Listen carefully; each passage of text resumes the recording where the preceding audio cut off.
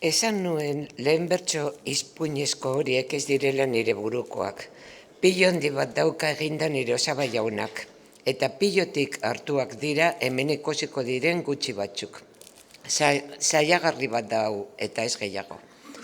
Esango ere da gure euskararen lotsagarrirako ez duela bertso edo poesiak etxeko izenik, baina esan dezakegu ez duela inoiz izan.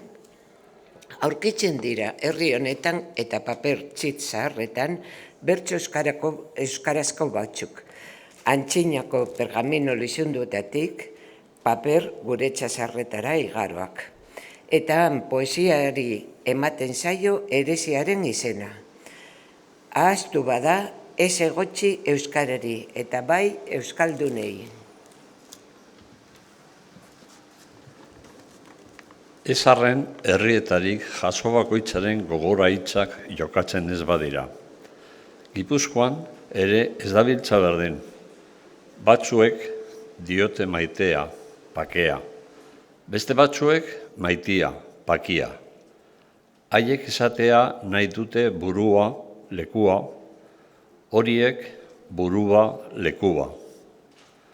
Duen, zuen, duen edo zuen. Zoroa, eroa, besteak zorua, erua.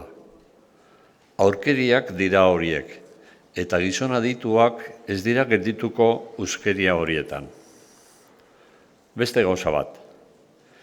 Ipuin ondo eginetan ez dira aurkitu behar haurtxo eta nekazariek erraz adituko ez dituzten gauzak. Honetan utz egiten dute. Egia badio Samanigo jaunak, ipuinlari gehienak.